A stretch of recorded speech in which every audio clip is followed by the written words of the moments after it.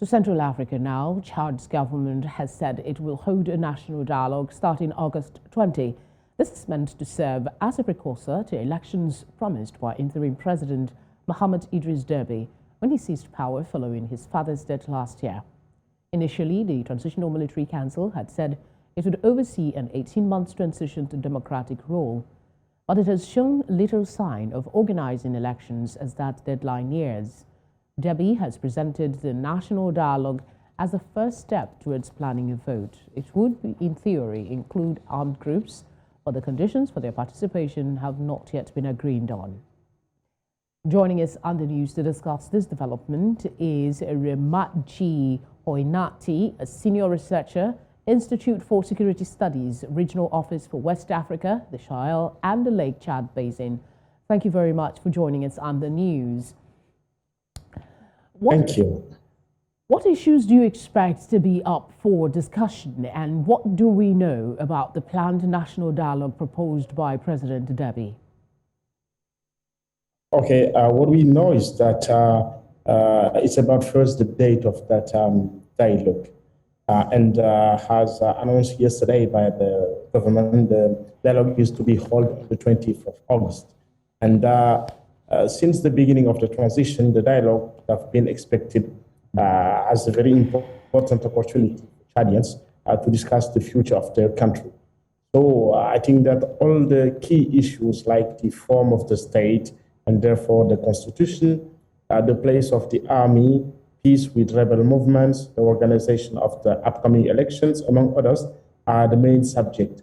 And in short, it's a set of issues that will help reconcile Chadians and pave the way for a calm return to the constitutional order after the transition period. Give us a sense of how the citizens of Chad have received the announcement of the president's plan towards a national dialogue and ultimately an election. Yeah, normally, according to the plans, since the beginning of the transition, after the pre-dialogue with the movement rebels in Doha, that's actually ongoing. After that, there should be this national dialogue. That's an opportunity for all the different components of the society to come together. And then after that, there should be elections. But since actually we are just at 3 months before the term of this transitional period, it's now very clear that this time is very short to finishing the national dialogue and then start preparing the elections. I mean, updating the electoral list, receiving the candidacies, preparing the electoral campaign, and then holding the elections themselves. So it's very obvious that now, to the end of the transition, the time is very short, finishing the dialogue certainly, and then going to proper elections.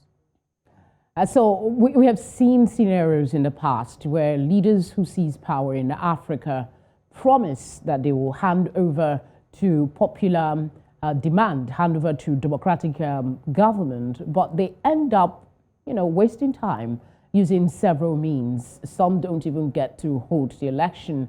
We've had scenarios where they include things like the national dialogue and conferences. In Chad's case, how sincere would you say President Deby is towards holding elections? I think that first, let's say that since the accession of the current president to power, there have been some progress that need to be highlighted. And this is related to a relative freedom of demonstration and also a better access to internet and, by the way, to social media. So in short, the relative freedom of expression.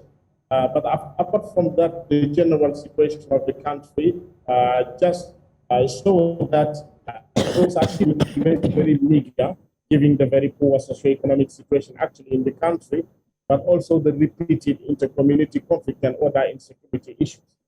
So I think that the achievement in general are very meager. And today, I think that no one can really predict the future of this country in terms of handing over the power to civilians or not.